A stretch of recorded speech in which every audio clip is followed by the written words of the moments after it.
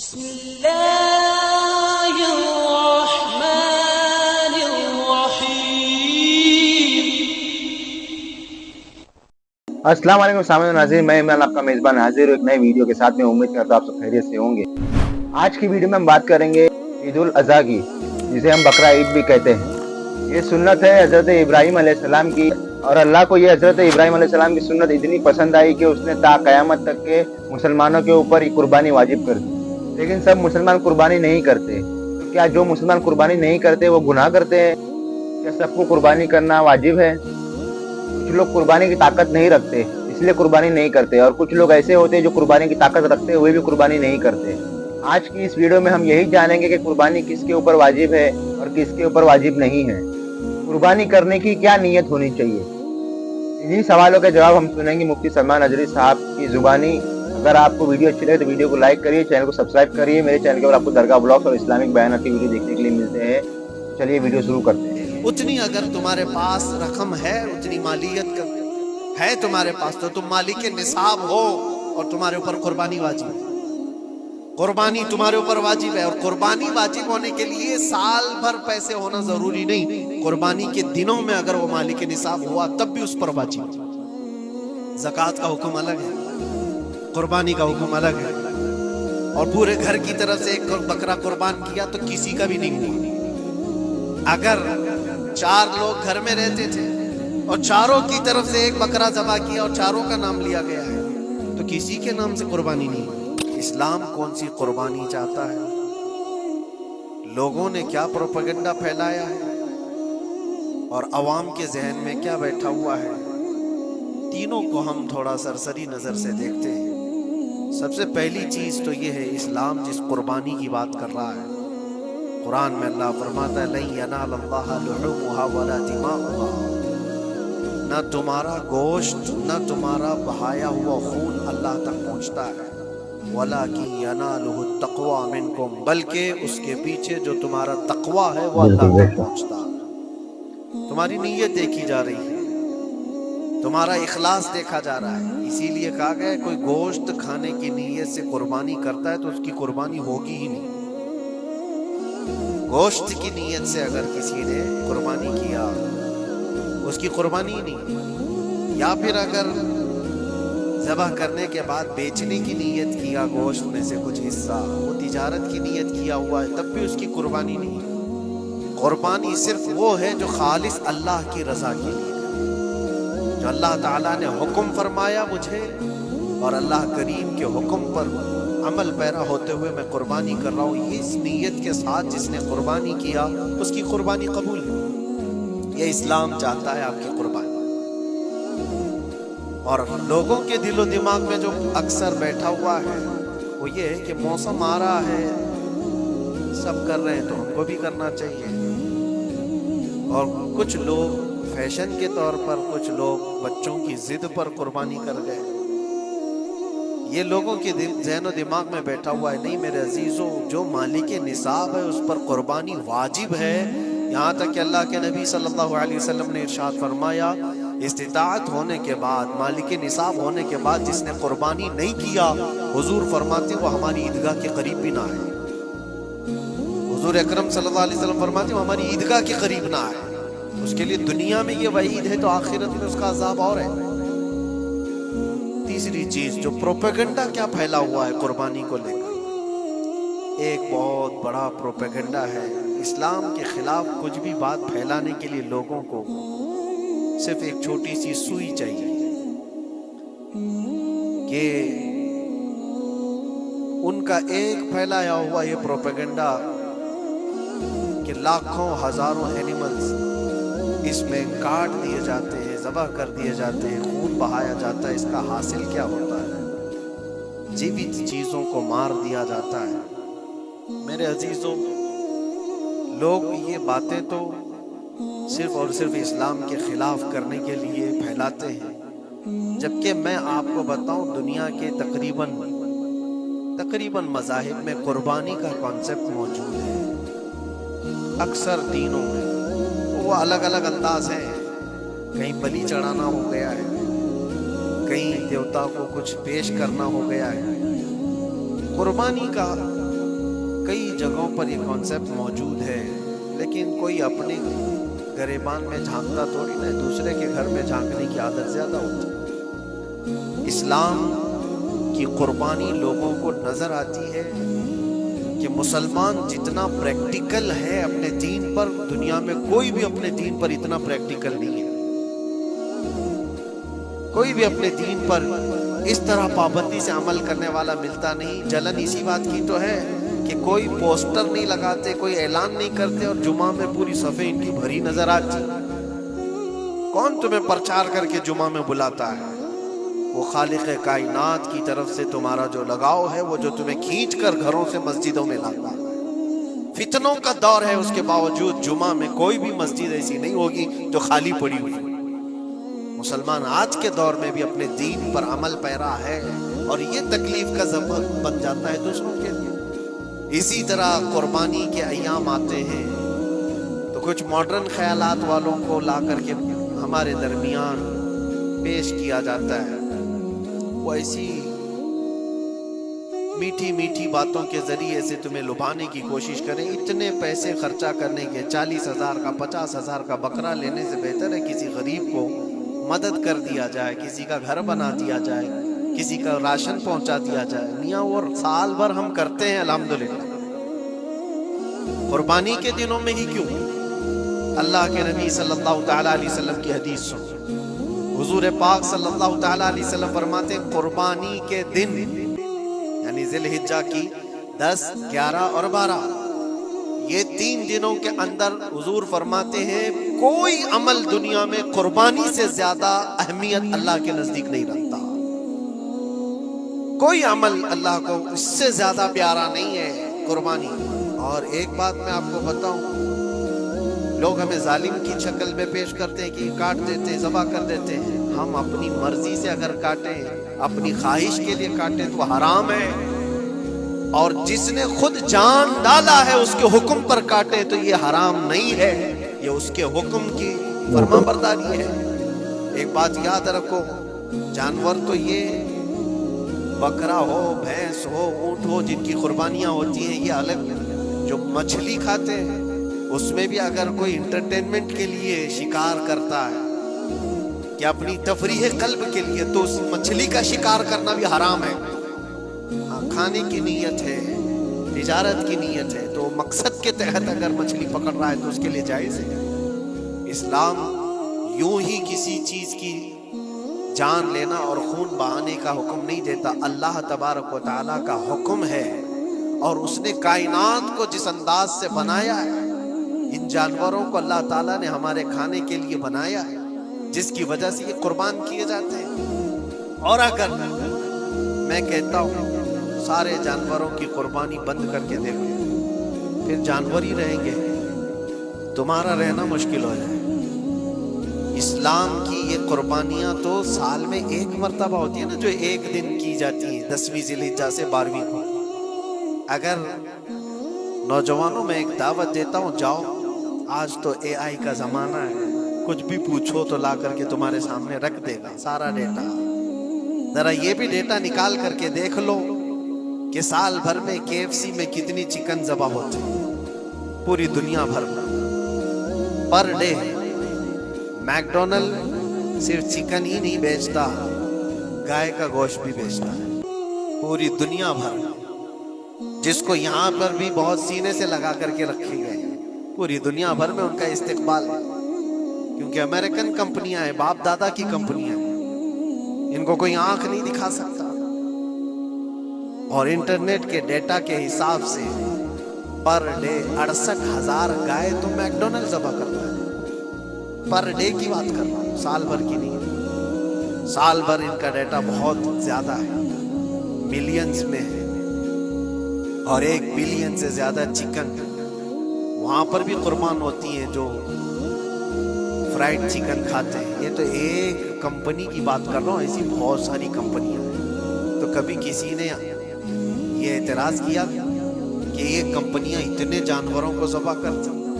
नहीं, बकरीद के दिन सबके सींग नजर आते, जानवरों की मोहब्बत उमड़ उमड़ करके आती। साल भर जो कुर्बान हो रहे हैं, کبھی کسی نے آبجیکشن نہیں کیا کہ یہ سارے آؤٹ لیٹس بند کیوں نہیں کر دیے جاتے, یہ ساری دکانیں کیوں نہیں بند کر دی جاتی جو سال بھر ذبح کر رہے ہیں.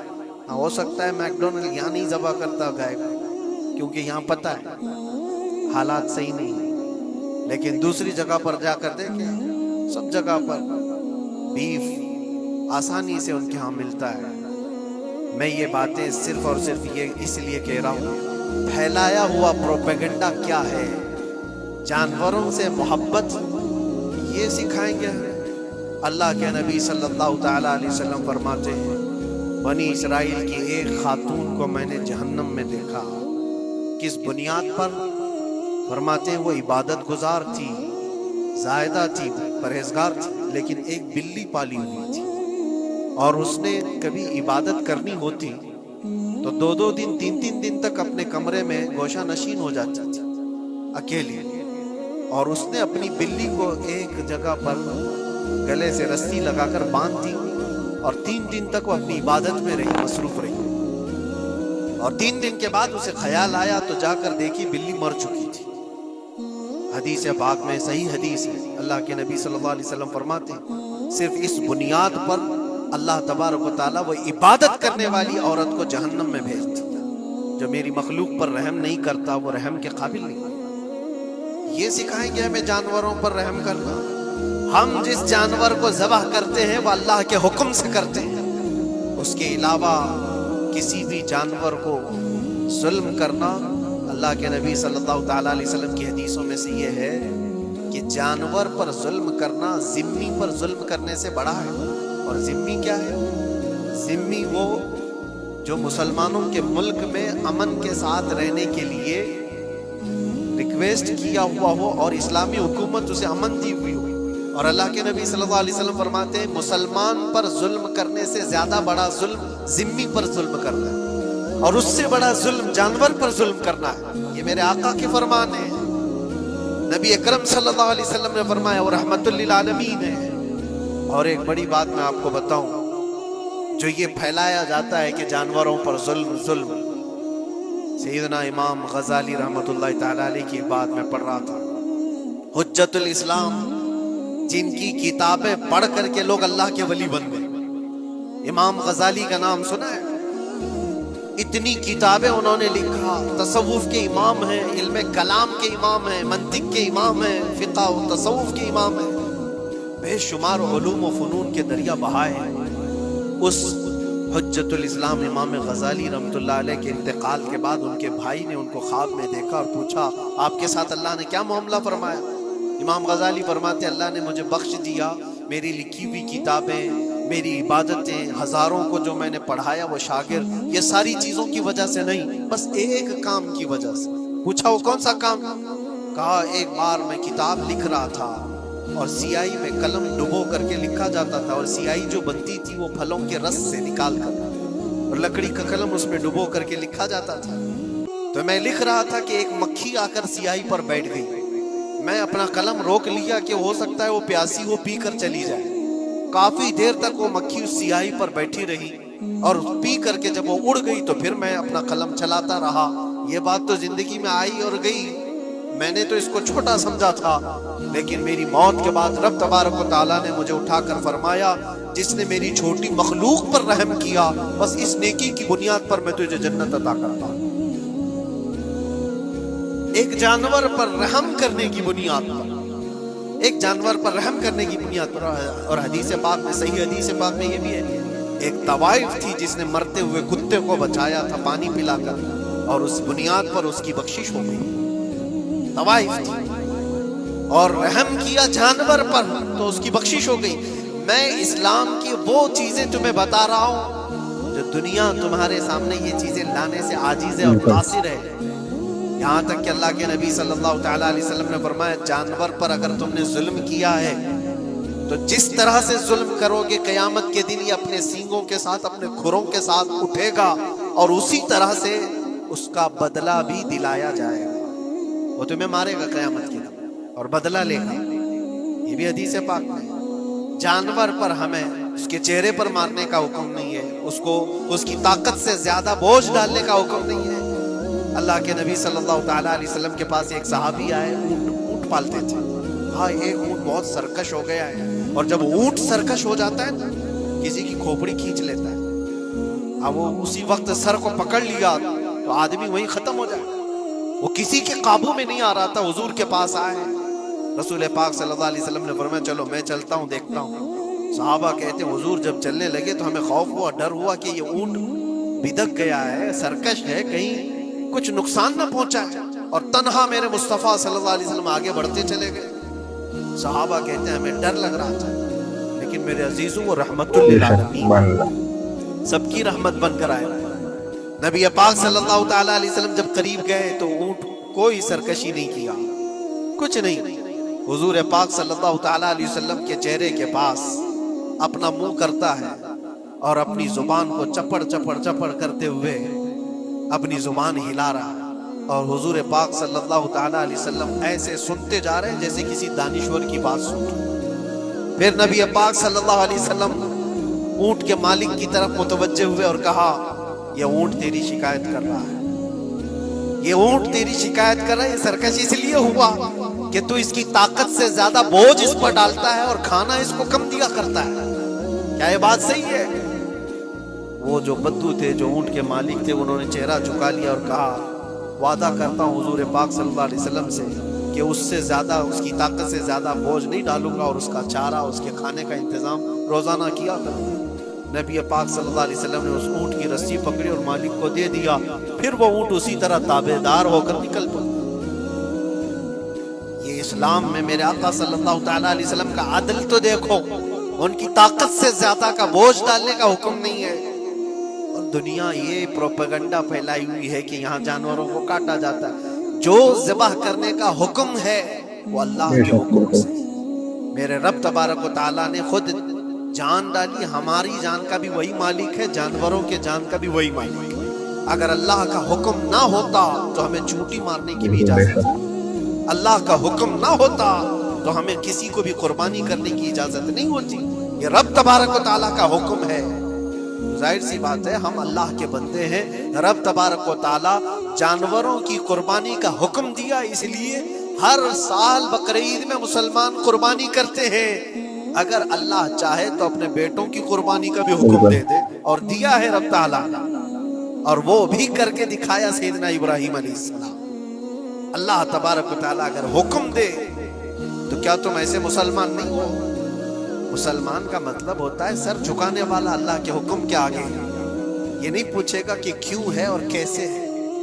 مسلم کہتے ہیں اپنا سر جھکا دیا اللہ کی بارگاہ میں، اس کے حکم کے آگے. اللہ تبارک و تعالی ہماری جانوں کا مالک ہے. اگر وہ چاہتا تو ہماری قربانی کا حکم دیتا، ہمارے اولاد کا. لیکن رب تبارک و تعالی نے یہ سنت ابراہیمی پر پوری دنیا کو ثواب دینے کے لیے جانوروں کی قربانی کا حکم عطا فرمایا. میرے آقا صلی اللہ تعالی علیہ وسلم کے پاس ایک صحابی حضرت زید بن ارقم آئے اور پوچھا یہ قربانی کیا ہے میرے آقا؟ حضور اکرم صلی اللہ علیہ وسلم نے فرمایا جس جانور کی ذبح کی قربانی کرو گے اس کے ہر بال کے بدلے تمہیں اللہ ایک نیکی عطا فرمائے. جتنے اس کے جسم میں بال ہوں گے ہر بال کے بدلے اللہ تمہیں ایک نیکی عطا فرمائے گا.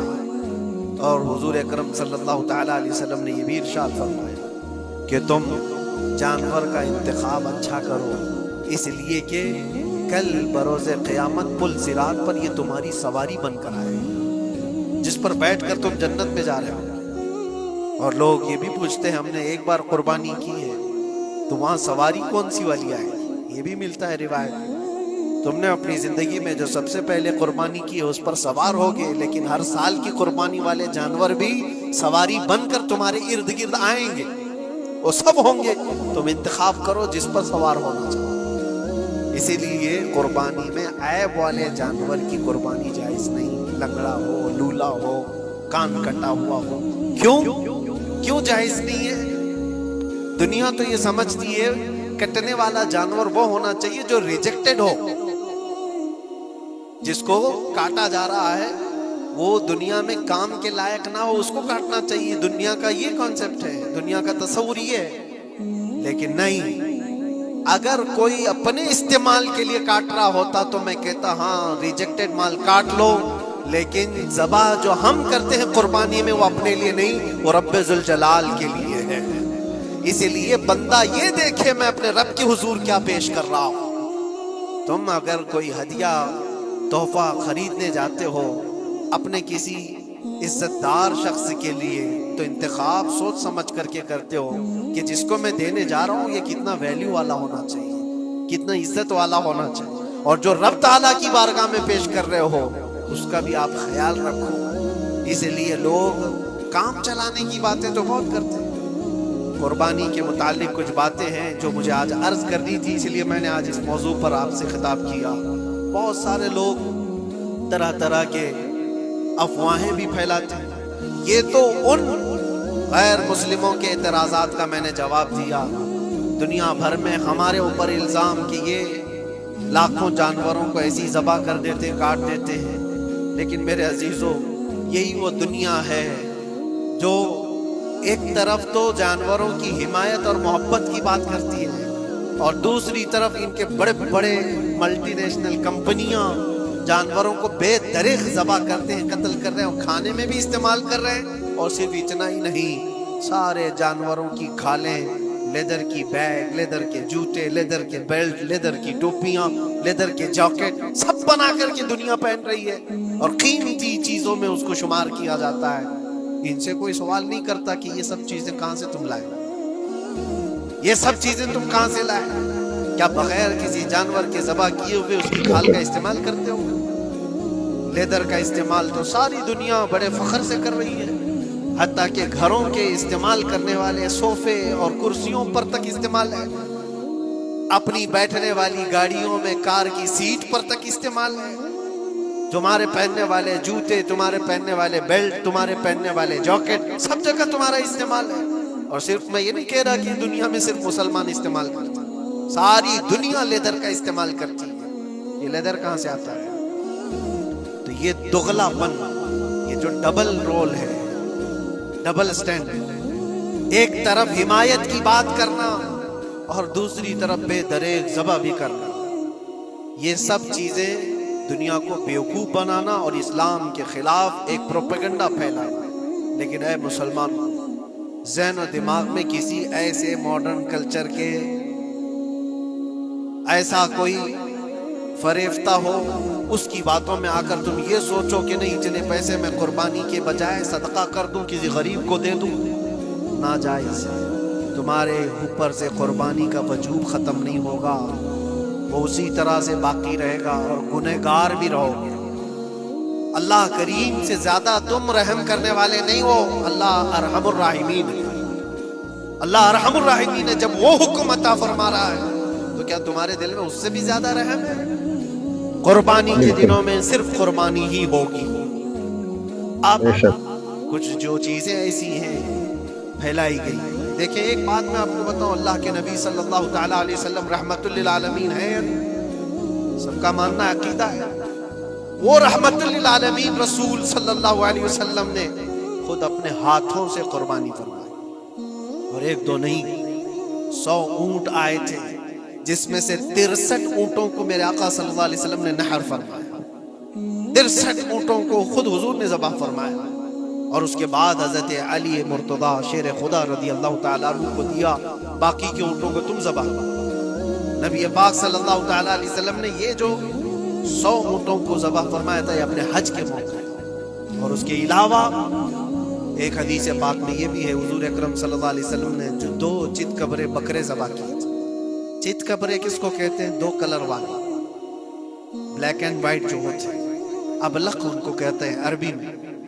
2 مینڈے ذبح فرمائے، ایک نبی پاک صلی اللہ تعالیٰ علیہ وسلم نے اپنی جانب سے قربان فرمایا اور دوسرا پوری امت کی طرف سے قربان فرمایا۔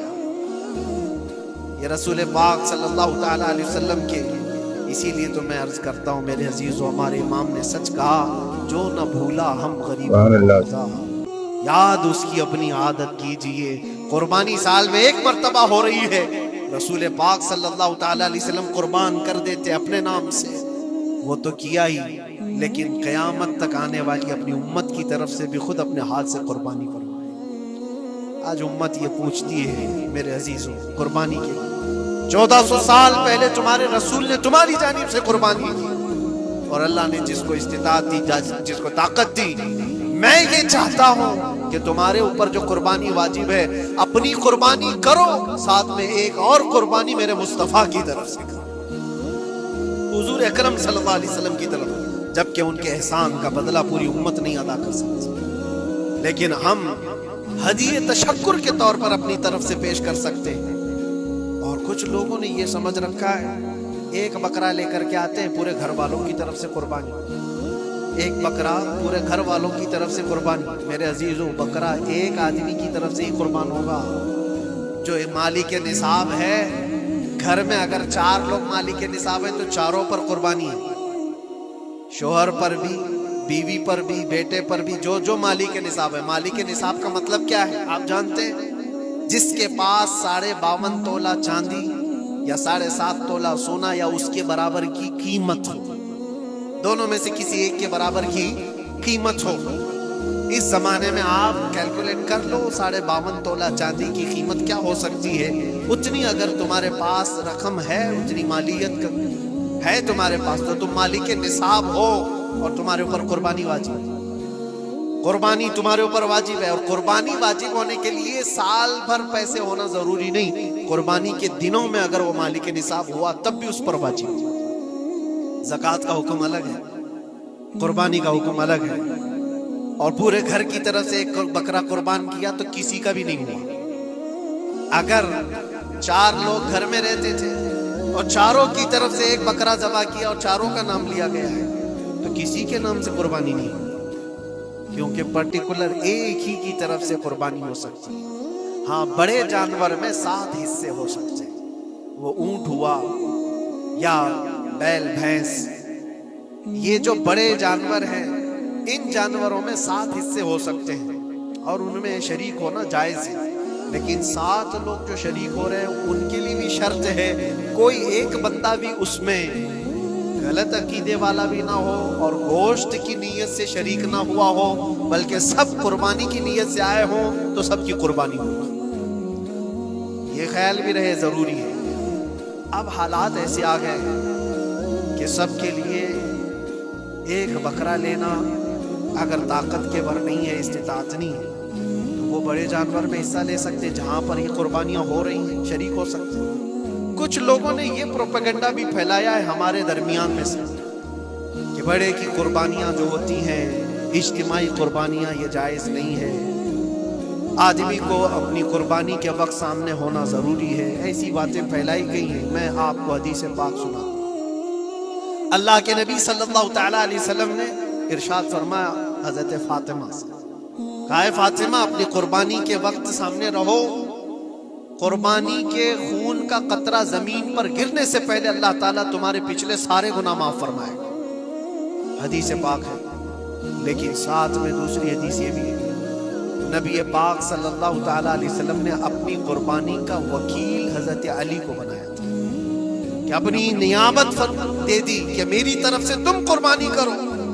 اس طرح سے جو مسلمان استطاعت نہیں رکھتا خود کرنے کی، وہ اپنی جانب سے کسی دوسرے کو وکیل بنا سکتا ہے، شرعاً جائز ہے، کسی کو بھی وکالت دی جا سکتی، نیابت دی جا سکتی ہے میرے طرف سے تم قربانی کرو۔ جیسے کہ گھر میں کوئی عورت مالک نصاب ہے، اگر یہ حکم ہوتا کہ عورت خود جا کر کے کرے تو کہاں سے کرتی؟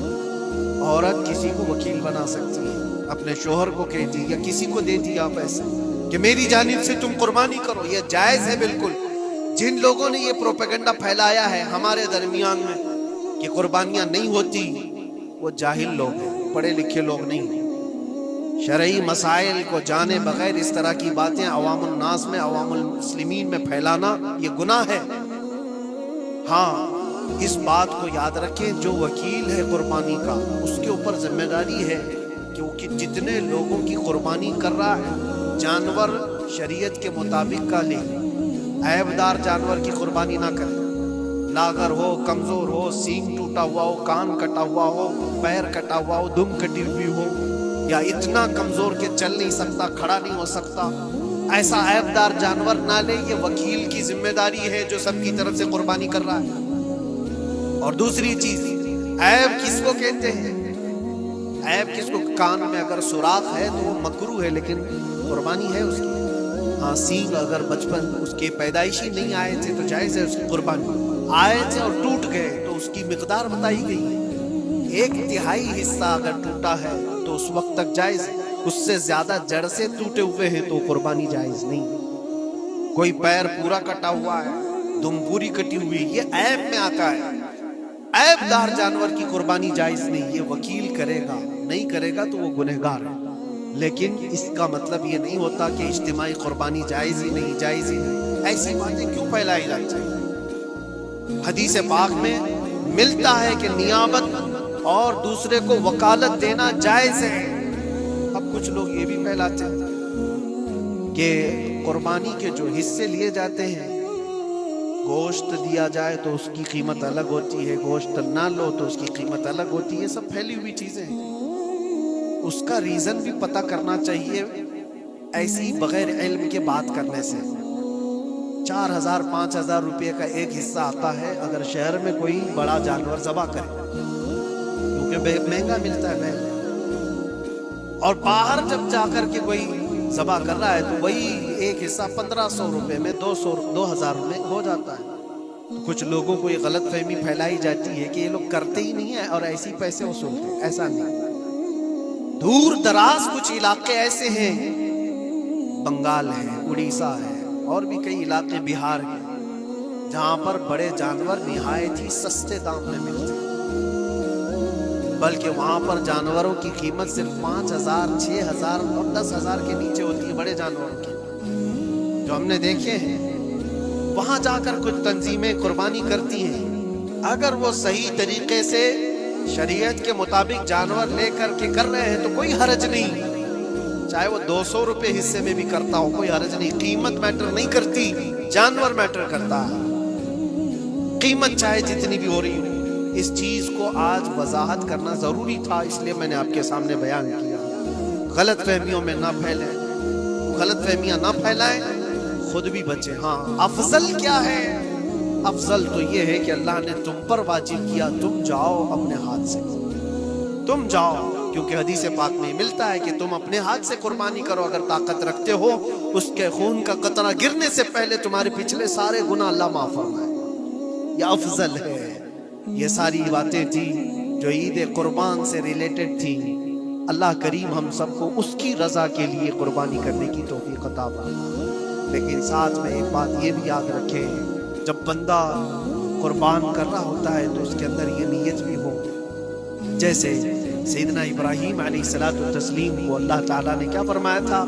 4 پرندے لو، ان کو ذبح کرو، ان کے سر اپنے پاس رکھو، ان کا قیمہ بنا کر 4 پہاڑوں پر رکھاؤ، اور پھر ان پرندوں کا نام لے کر کے بلاؤ، وہ زندہ ہو کر کے آ جائیں گے. کیونکہ ابراہیم علیہ السلام نے اللہ سے پوچھا تھا کہ اللہ تم مرنے کے بعد لوگوں کو زندہ کیسے کرتا ہے، میں دیکھنا چاہتا ہوں. تو رب تعالیٰ ان کو پریکٹیکل دکھانا چاہ رہا تھا کہ جاؤ ٹھیک ہے، ذبح کرو 4 پرندے اور ان کا قیمہ بنا دو، سر ان کے اپنے پاس رکھ لینا، اور ان کا قیمہ 4 پہاڑوں پر رکھ کر آؤ، اور پھر آ کر ان سروں کے پاس کھڑے ہو کر ان پرندوں کے نام لے کر بلاؤ، آ جائیں گے. ابراہیم علیہ السلام نے اسی کیا. 4 پرندے لیے تھے. کیا کیا لیے تھے آپ کو میں بتاؤں. ایک مرغا تھا، ایک کوا تھا، ایک کبوتر تھا اور ایک مور تھا. پرندوں کے نام یاد رکھ لیں. کوا ہے، مرغا ہے، کبوتر ہے اور مور ہے. 4 کو ذبح کیا، ان کے سر اپنے پاس رکھے اور جسم کے سب قیمہ بنا دیا اور 4 جگہ پر مکس کر کے ان کو رکھا ہے. پھر آ کر یہاں کھڑے ہوئے اور پکارا ان پرندوں کا نام لے کر، اللہ کے حکم سے آ جاؤ. وہ قیمہ ہوا میں اڑا، جسم بنا اور ویسی بغیر سر کے اڑتا ہوا آیا اور اپنے اپنے سر سے جڑ کر کے وہ زندہ پرندہ ہوا. قرآن پاک میں یہ ہے موجود. 3 پارے میں رب تبارک و تعالیٰ نے فرمایا وَإِذْ قَالَ إِبْرَاهِيمُ رَبِّ أَرِنِي كَيْفَ تُحْيِي الْمَوْتَى قَالَ أَوَلَمْ تُؤْمِنْ قَالَ بَلَىٰ قال ولكن ليطمئن قلبي قال فخذ 4 من الطير فصرهن إليك ثم اجعل على كل جبل منهن جزءا ثم ادعهن يأتينك سعيا واعلم أن الله عزيز حكيم. یہ اللہ تبارک تعالیٰ نے پورا قرآن میں فرمایا کہ ابراہیم علیہ السلام نے یہ جو کیا. اب سنیے, سبع سنابل شریف میں میر عبد الواحد بلگرامی رحمۃ اللہ علیہ لکھتے ہیں کہ 4 پرندوں کا جو انتخاب ہوا تھا نا, 4 پرندے جو چنے گئے تھے, کون سے تھے؟ کوا, مرغا, کبوتر, مور. اصل میں جو ہے ان کی ہر ایک کی ایک خاصیت ہے. کوا لالچی بہت ہوتا ہے, کوا لالچی بہت ہوتا ہے. مرغا اس کے اندر شہوت بہت زیادہ ہے, عورت کی خواہش. مرغے کے اندر خواہش شہوت زیادہ ہوتی ہے. اور کبوتر کے اندر دوستی کرنے کی عادت زیادہ ہوتی ہے, جلدی دوستی کرتا ہے. اور مور کے اندر دکھاوے کی عادت زیادہ ہوتی ہے, اپنی خوبصورتی کا اظہار بار بار کرتا ہے. تو یہ 4 چیزیں ان کے اندر ہیں, یہ 4 پرندوں کے اندر. صوفیاء اکرام فرماتے ہیں در حقیقت آپ کو حکم تھا ان جانوروں کو ذبح کا نہیں تھا. کوے کی لالچ کو ذبح کرو, مرغے کی شہوت کو ذبح کرو, اور بنا وجہ کے کبوتر کی جو دوستی ہے ہر ایرے غیرے سے, اس دوستی کے کو قطع کرو, اور مور کی دکھاوے کی عادت کو ذبح کرو. یہ 4 بری عادتوں کو ذبح کرو تو اللہ کی قدرت کی مشاہدے دیکھنے ملے. در حقیقت وہاں پر صوفیاء کرام فرماتے ہیں, اور یہی بات ہے کہ شیطان کو جب کنکریاں مارنے کے لیے حجاج جاتے ہیں, وہ تو ایک پلر ہے جس کو کنکریاں مارتے ہیں, وہاں ایک پلر ہے, اس پلر کو کنکریاں مار کر کے آتے ہیں. لیکن میرے عزیزو تصور یہ ہونی چاہیے, زندگی بھر جو شیطان مجھے بہکاتا ہے میں اس کو کنکریاں مار رہا ہوں. اگر تمہاری نیت صالح ہوئی اور کنکری لگ گئی تو یقیناً زندگی بھر شیطان کی شرارتوں سے محفوظ ہو جاؤ. تم نے اپنے شیطان کو زخمی کر دیا, اسی لیے جس کا حج قبول ہو جاتا ہے اس کی کنکری وہاں سے اٹھا لی جاتی, ورنہ تو 40 لاکھ لوگ 70 کنکریاں مار کر کے آئیں تو پہاڑ بن جانا چاہیے, لیکن کوئی پہاڑ نہیں ہوتا وہاں کنکریوں کا. جا کر دیکھے, نہ ہی اس کو اٹھایا جا رہا ہے. لیکن حدیث پاک میں جس حاجی کا حج قبول ہوتا ہے اس کی کنکریاں اٹھا لی جاتی, وہ شیطان کو لگ چکی ہے. تو نیت کا دار و مدار ہے. اسی لیے سب سے پہلے میں نے آیت یہی پڑھی, رب تعالیٰ فرماتا لن ینال اللہ لحومها ولا دماؤها ولکن ینالہ التقوی منکم. ہرگز تمہارا گوشت, تمہارا بہایا اور خون اللہ تک نہیں پہنچتا, بلکہ اس کے پیچھے جو تمہاری خالص نیت ہے, جو تقوی ہے, وہ اللہ تک پہنچتا ہے. قربانیوں میں یہ نیت کرو کہ رب تبارک و تعالیٰ میں اپنی ساری خواہشات کو ذبح کر رہا ہوں, مولا مجھے بری خواہشات سے زندگی بھر محفوظ فرما دے. وآخر دعوانا ان الحمدللہ رب العالمین. السلام علیکم. ہاں تو سامعین ناظرین, امید ہے آپ نے بیان پورا دیکھا ہوگا اور آپ کو پتہ چل گیا ہوگا کہ قربانی کس پر واجب ہے. جو صاحب نصاب ہے اس کے اوپر قربانی واجب ہے. اب صاحب نصاب کون ہے اس کا ویڈیو میں رمضان میں بنا چکا ہوں کہ جس کے اوپر زکوٰۃ واجب ہے. لیکن زکوٰۃ کے لیے یہ مسئلہ ہے کہ زکوٰۃ کے لیے آپ کو صاحب نصاب پورے سال بھر ہونا چاہیے, تب جا کر کے آپ کے اوپر زکوٰۃ فرض ہوتی ہے. لیکن قربانی کے لیے پورا سال بھر آپ کو صاحب نصاب ہونے کی ضرورت نہیں ہے. اگر آپ قربانی کے دنوں میں بھی صاحب نصاب بن جاتے ہو, آپ کے پاس اپنا مال و زر آ جاتا ہے, تو بھی آپ صاحب نصاب ہو اور آپ پہ قربانی واجب ہو جاتی ہے. اب صاحب نصاب کسے کہتے ہیں؟ جس کے پاس 7.5 تولہ سونا ہو اور 52.5 تولہ چاندی ہو, اسے صاحب نصاب کہتے ہیں. اس کے بارے میں آپ کو پوری ڈیٹیل میری ویڈیو میں نے بنایا ہوں, اس لنک میں اس ویڈیو کے ڈسکرپشن میں دے دوں گا. آپ جا کر کے وہ ویڈیو دیکھ لینا, آپ کو پتہ چل جائے گا صاحب نصاب کسے کہتے ہیں. اور قربانی آپ نے دیکھا کہ اسلام میں کتنا صلح رحمی کا حکم ہے جانوروں کے لیے, لیکن قربانی ہم کرتے ہیں صرف اللہ کے حکم سے قربانی کرتے ہیں. تو قربانی کی نیت ہماری یہی ہونی چاہیے کہ ہم اللہ کے حکم سے قربانی کر رہے ہیں, نہ کہ ہماری نیت ہونی چاہیے کہ ہم گوشت کھانے کے لیے قربانی کر رہے ہیں. آج کل تو مسلمانوں کا یہی زیادہ تر معمول ہوتا ہے کہ بھائی ہم کو گوشت کھانا ہے. پہلے ہی گوشت جانور آتے ہی پہلے ہی پروگرام بن جاتا ہے کہ کیا کرنا ہے, کس کا کیا ڈش بنانی ہے, کیا کرنا ہے. یہ نیت نہیں ہونی چاہیے, ورنہ قربانی آپ کی ضائع ہو جائے گی. صرف آپ نے ایک جانور ذبح کیا, آپ کی قربانی اللہ کے بارگاہ میں قبول نہیں ہوگی. آپ کو صرف یہی خالص نیت رکھنی ہے کہ بھائی اللہ کے حکم سے ہم قربانی کر رہے ہیں, اللہ کے لیے قربانی کر رہے ہیں. اور جو لوگ قربانی نہیں کر سکتے تو بہتر یہ ہے کہ وہ لوگ اپنے نفس کی قربانی دیں. اپنے جو غلط خواہشات ہوتی ہیں, جو گناہ کی عادتیں ہوتی ہیں, جو گناہ کرتے ہیں, کسی بھی طرح کا گناہ ہو اس کو قربان کریں, اس عادت کو قربان کریں. اور ایک اور بات جو کہ ہر سال دیکھی جاتی ہے کہ اکثر مسلمانوں کے محلے میں قربانی کہیں بھی راستے پر کسی دکان کے سامنے کر دی جاتی ہے, جس سے خون وغیرہ بہتا ہے. تو صفائی کا خیال رکھے, کسی بھی دوسرے بھائی کو جس کو یہ سب پسند نہیں, اس کی दिल की आज़ारी ना हो, उसको मतलब बुरा ना लगे ये सब देख करके, ये सब बातों का ख्याल रखिए। अगर गोश्त कहीं लेकर के भी जा रहे हो तकसीम करने के लिए, बांटने के लिए, तो उसको थैली में रखकर ढक कर के लेके जाए, ताकि किसी को रास्ते में जो ये सब पसंद नहीं, मतलब देखना पसंद नहीं, जिसको जब देखना पसंद नहीं आता उसको दिख करके उसको तकलीफ ना पहुंचे। इन सब बातों का ख्याल रखें। और जहाँ तक कि जैसे कि देखिए कि कुर्बानी तो हो जाती है, सब कुछ हो जाता है, फिर उससे खाल वजड़ी फेर वगैरह सब हम लोग थैले में भर के रास्ते में कहीं फेंक देते हैं, कहीं भी रख देते हैं। तो ये सब ना करें। हो सके तो इसको कहीं पर गड्ढा खोद कर दफना दी जाए सब चीज़ें। इंशाअल्लाह कोशिश करूंगा कि बहुत जल्द हज़रत इब्राहीम अलैहिस्सलाम की कुर्बानी के वाक़े वाला वीडियो भी लेकर के आऊँ। वीडियो अगर अच्छी लगे तो वीडियो को लाइक करिए, ज़्यादा से ज़्यादा लोगों में शेयर करिए, ताकि उन लोगों को भी कुर्बानी के बारे में मालूमात हो सके। मेरे चैनल को अगर आप पहली बार आए तो चैनल को सब्सक्राइब कर दीजिए। मेरे चैनल के तो आपको इस्लामिक बयानात के वीडियो और दरगाह ब्लॉग्स देखने के लिए मिलते हैं। तो चलिए मिलते हैं अगली वीडियो में, तब तक के लिए अस्सलाम वालेकुम।